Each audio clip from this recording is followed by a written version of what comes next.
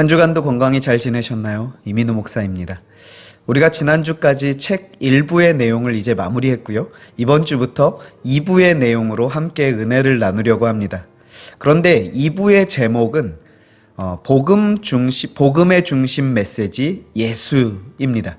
그리고 2부는 총 8장으로 구성이 되어 있고요. 예수님께서 어떤 분이신가에 관하여 함께 자세히 살펴볼 수 있는 그런 시간이 되실 것입니다. 내가 믿는 그분이 과연 어떤 분이신가 하는 것을 아는 것은 굉장히 중요한 일입니다. 오늘은 2부의 첫 시간이니까요. 일단 전체를 한번 간략하게 먼저 훑어보고 첫 장으로 들어가 보도록 하겠습니다. 우리 2장의 2부의 1장에서는 말씀으로 오신 예수님에 관한 주제로 2부의 첫 문을 열게 됩니다. 그리고 이어지는 2장에서 8장까지는 그렇게 육신을 입고 오신 예수님의 성품과 그 행하신 행적들을 통해 그분을 소개하고 있는데요. 보시면 2장은 예수님의 겸손, 3장은 예수님의 온유, 4장은 예수님의 눈물, 5장 예수님의 기쁨, 6장 예수님의 사랑, 7장 예수님의 기도, 8장 예수님의 긍휼, 이렇게 구성이 되어 있습니다. 우리가 2부는 한 주에 한 장씩 가지는 않을 거고요. 주제와 분량을 잘 고려해서 어떤 주는 한 장, 어떤 주는 2장씩 이렇게 살펴볼 계획입니다. 또 한 가지 1부와 조금 구별되는 특징이 있다면 1부에서는 항상 각 장에 메인 타이틀, 그러니까 제목이 있고 그 아래에 보시면 소제목들이 있었는데요. 2부에서는 메인 타이틀 밑에 소제목이 아니라 그 장의 핵심 성경 구절이 기록되어 있습니다. 그래서 우리 영상의 시작도 항상 이 핵심 구절을 함께 읽고 본문의 내용을 소개하는 방향으로 진행할 테니까요. 우리 성도님들도 혹시 먼저 내용을 보시고 싶으신 분들은 항상 각 장의 제목을 확인하시고 다음 아래의 핵심 성경 구절을 찾아서 읽어보시고 책의 내용으로 들어가시면 이해하시는데 훨씬 도움이 되실 것입니다. 자, 그럼 우리 2부의 진행 사항에 대해서는 이 정도로 소개를 드리고요. 오늘 본문의 내용으로 한번 들어가 보도록 하겠습니다. 오늘 1장의 제목은 말씀으로 오신 예수님입니다. 이것을 가장 잘 설명해 주는 대표적인 핵심 성경 구절이 오늘 본문의 말씀인데요. 요한복음 1장입니다. 요한복음 1장 1절에서 3절 그리고 14절에서 18절 말씀을 우리가 함께 찾아서 한번 읽어보실까요? 태초에 말씀이 계시니라. 이 말씀이 하나님과 함께 계셨으니 이 말씀은 곧 하나님이시니라. 그가 태초에 하나님과 함께 계셨고 만물이 그로 말미암아 지은 바 되었으니 지은 것이 하나도 그가 없이는 된 것이 없느니라. 14절입니다. 말씀이 육신이 되어 우리 가운데 거하심에 우리가 그 영광을 보니 아버지의 독생자의 영광이요 은혜와 진리가 충만하더라. 요한이 그에 대하여 증거하여 외쳐가로되 내가 전에 말하기를 내 뒤에 오시는 이가 나보다 앞선 것은 나보다 먼저 계심이니라 한 것이 이 사람을 가리킴이니라 하니라. 우리가 다 그의 충만한 데서 받으니 은혜 위에 은혜로라.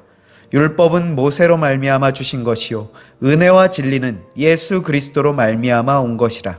본래 하나님을 본 사람이 없으되 아버지 품속에 있는 독생하신 하나님이 나타내셨느니라. 아멘. 혹시 시간이 되시는 분들은요, 잠시 영상을 멈추시고 지금 읽으신 이 본문의 메시지를 먼저 잠시 개인적으로 묵상하시고 책의 내용으로 들어가시면 더 좋습니다. 자, 먼저 1장의 내용은 아주 중요한 메시지를 우리에게 줍니다. 하지만 읽어보시면 아시겠지만 그 내용이 결코 쉽지는 않아요. 그렇다고 해서 이 1장의 길이도 또한 짧지가 않습니다. 그래서 오늘은 제가 이 1장의 대표성을 갖는 핵심적인 메시지만 말씀을 드리고 우리 성도님들은 영상을 보시면서요 대략적인 내용을 한번 파악을 하시고 이후에 이제 기도하시면서 하나님께서 깨닫게 해주시는 그 메시지가 있는지 개인적으로 귀 기울이시면서 책의 내용을 읽어 내려가시면 좋을 것 같습니다. 자, 오늘 1장에 있어서 가장 핵심적이고 중요한 메시지를 말씀드리면서 시작을 하겠습니다. 자, 우리는 삼위일체의 하나님을 믿는 신앙의 고백을 합니다. 그리고 창세기 1장에 보시면 그 삼위일체 하나님께서 온 우주 만물을 만드시는 그 창조의 기사가 기록이 되어 있죠. 간혹 이 부분에 대해서 깊이 묵상해 보지 않으신 분들 가운데 하나님의 존재를 역사적, 그러니까 시간의 흐름 속에서 이해를 하시는 경우가 있는데요. 무슨 말씀인가 하면요, 성부 하나님은 처음에 계셨던 분으로서 창조를 하시고 그것들을 주관하시고 섭리하시는 분이시고, 성자 예수님은 후에 오시는, 또 2000년 전에 이 땅에 오셔서 일하시기 시작하신 분이시고, 성령 하나님은 그 예수님이 승천하신 후에 나타나셔서 지금 우리와 함께 사역하고 계시는 분으로 이해한다는 것이죠. 그런데 성경을 자세히 보시면요, 이미 창조의 시점부터 삼위일체 하나님은 함께 일하시고 계셨다라는 사실을 우리는 발견하게 됩니다. 그것을 가장 직접적으로 확인할 수 있는 장면이 인간을 만드시는 장면인데요, 창세기 1장 26절에 보시면 하나님이 이르시되 우리의 형상을 따라 우리의 모양대로 우리가 사람을 만들고 그들로 바다의 물고기와 하늘의 새와 가축과 온 땅과 땅에 기는 모든 것을 다스리게 하자 하시고, 성부 하나님 혼자서 창조 사역을 하셨다면 복수 형태인 우리라는 표현을 하실 필요가 없죠. 근데 이미 창조하실 때부터 삼위일체 하나님은 함께 존재하고 계셨고 함께 일하시고 계셨다라는 것입니다. 나아가서 조금 더 깊이 있게 설명을 드려보자면, 우리는 이 온 우주 만물이 말씀으로 창조되었다는 사실을 이미 알고 계실 텐데요, 말씀으로 창조되었다는 것의 의미를 아십니까? 말씀으로 창조되었다는 것은요, 예를 들어서 제가 내 눈앞에 물컵이 나타나라 말했을 때 이것이 뿅 하고 이렇게 나타나는 것처럼 제 입에서 나는 소리만을 말하는 것이 아닙니다. 즉 다시 말해서 말씀으로 창조하셨다라고 할 때 그 말씀은요, 우리의 입에서 나오는 그 소리와는 다른 특징을 갖고 있다라는 것을 알 수 있는데, 특별히 우리 사도 요한은 이 말씀이라고 하는 것을 의인화하여 표현하고 있다는 것이죠. 우리가 오늘 시작하면서 읽으신 요한복음 1장 1절 다시 한번 보시겠습니다. 태초에 말씀이 계신다. 말씀이 계신다는 표현, 물론 말하는 대상에 대한 존칭으로 볼 수도 있겠지만 이어지는 구절을 보시면 더 반박할 수가 없습니다. 이 말씀이 하나님과 함께 계셨다라고 하면서 이 말씀이 곧 하나님이시다라고 하죠. 이것은 그냥 단순히 하나님 입에서 나온 소리를 가리키는 표현이 아니라는 것을 깨닫게 됩니다. 그러면서 이제는요, 더 나아가서 이 말씀을 영어로는 he라고 부르면서 완전하게 인격을 갖고 있는 존재로 표현을 하고 있다는 것이죠. 그러면서 그가 태초에 하나님과 함께 계셨고 만물이 그로 말미암아, 그 말씀으로 말미암아라는 거죠. 그로 말미암아 지은 바 되었다라는 것입니다. 그렇다면 도대체 그 말씀의 정체가 뭐냐? 바로 이것이 오늘 읽으신 14절 말씀에 정확하게 기록되어 있습니다. 말씀이 육신이 되어 우리 가운데 거하심에 우리가 그 영광을 보니 아버지의 독생자의 영광이요 은혜와 진리가 충만하더라. 아멘. 말씀이 육신이 되어 우리 가운데 거하셨다라고 합니다. 자, 다시 한번 처음부터 정리해 보겠습니다. 태초에 천지를 창조하실 때 하나님께서 말씀으로 천지를 창조하셨는데요, 그 말씀은 하나님과 함께 계셨다라고 했습니다. 여기서 말하는 그 말씀은 단순히 입에서 나온 말이 아니라 인격을 갖고 있는 존재라는 것이었죠. 그렇다면 그 존재의 정체가 뭐냐? 태초에 하나님과 함께 계셨었는데 그 말씀이 이제 육신을 입고 이 땅에 오셨다라고 하는 것입니다. 자, 여기서 퀴즈. 태초에 하나님과 함께 계시면서 창조의 사역에 관여하셨다가 후에 육신을 입고 우리 가운데 오신 분은 누구실까요?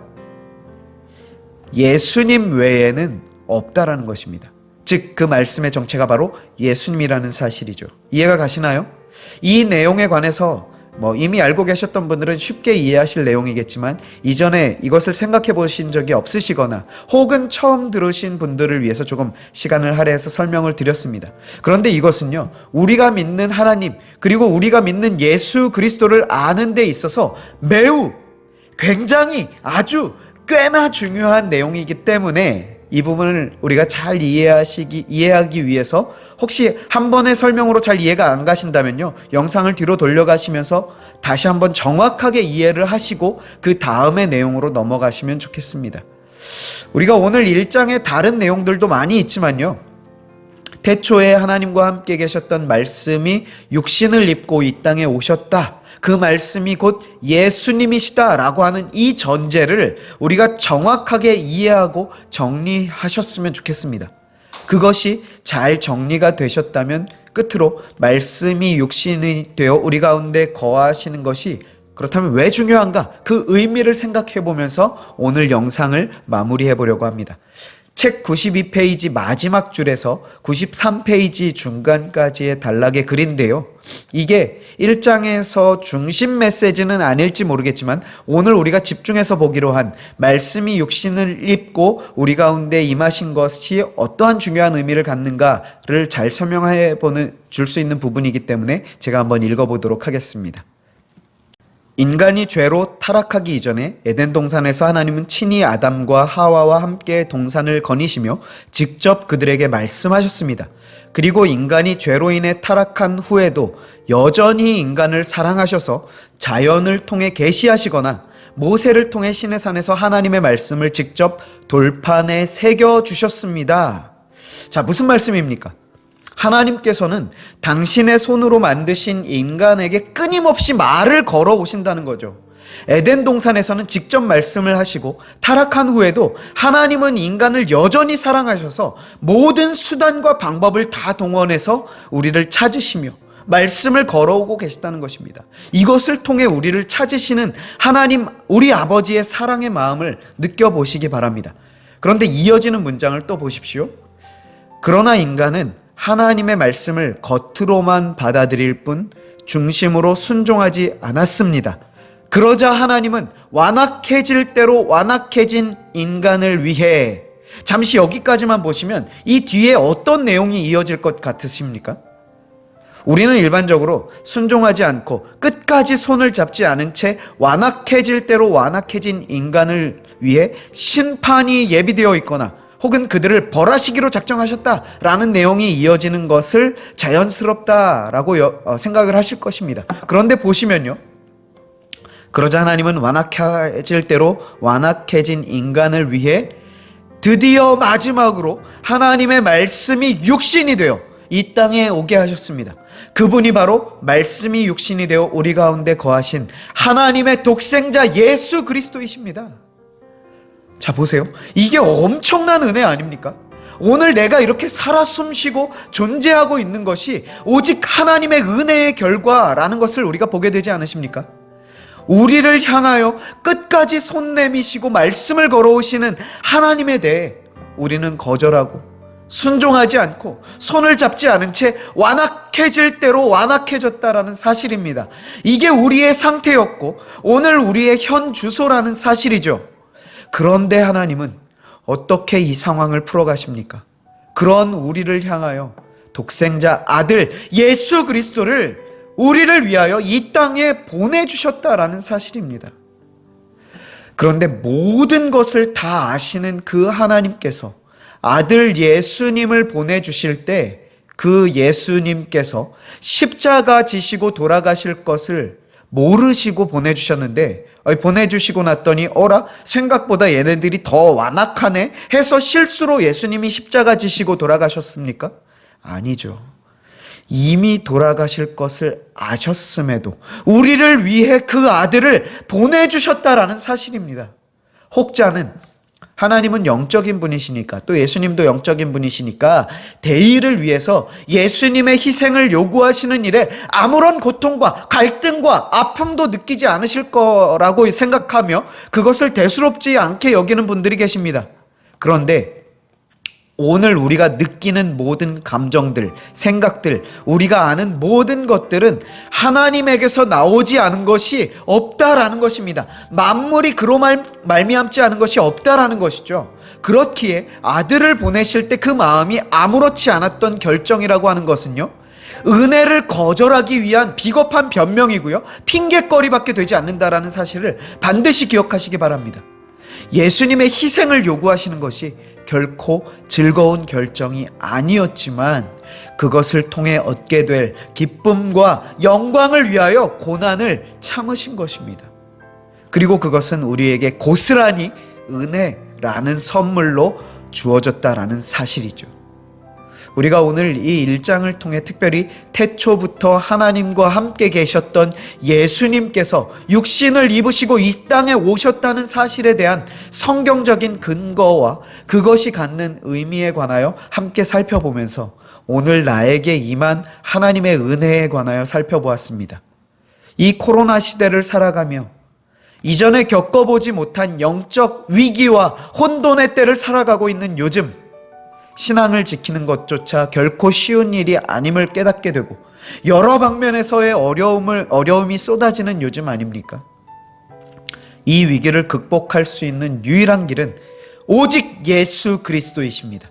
만물을 창조하신 이를 아는 것 외에는 이 문제를 해결할 힘과 지혜를 얻을 것이 없습니다. 그런데 교회에 모이는 것조차 쉽지 않은 이 때를 보내고 있는 우리이죠. 우리가 오늘 주신 깨달음과 마음의 감동을 다시금 정리해 보시고요.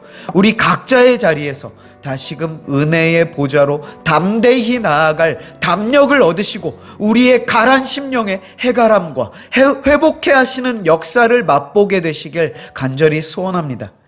하지만 그 기적과도 같은 은혜의 역사는 예수 그리스도를 통하여 예수 그리스도께서 어떤 분이신가를 알아갈 때 허락되는 선물임을 우리가 기억하시면서 이 어려운 시기에 우리 주님을 더욱 붙드시고 그분을 알기 위하여 각자 말씀의 자리로 더욱 나아가시는 우리 모두가 되시길 바랍니다.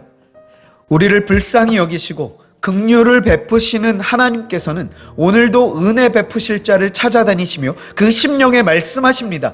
성경 말씀을 통하여 우리의 심령에 말씀하시는 그 하나님의 음성을 듣고 그 기쁨과 감사와 감격으로 우리의 심령이 회복되어 세임 얻는 은혜의 한 주간을 보내는 우리 모든 성도님들 되시길, 살아계셔서 우리와 함께 하시는 우리 주님의 말씀으로 축복합니다. 아멘.